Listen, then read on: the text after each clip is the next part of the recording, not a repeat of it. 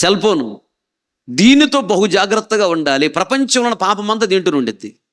మంచి చెడు తెలియజేసే చెట్టు ఆ రోజు తోటలో పెట్టాడా దేవుడు?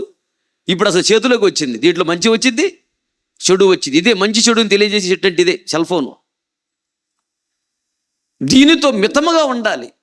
దీనిని కానీ మితముగా వాడకపోతే ఇది మన టయాన్ని తినేస్తుంది, మన మైండ్ తినేస్తుంది, మన పరిశుద్ధం తినేసిద్ది, యథార్థత తినేసిద్ది, ప్రార్థన జీవితాన్ని తినేసిద్ది, సమస్తాన్ని తినేసేటువంటి భయంకరమైనటువంటి చెడ పురుగు ఫోను.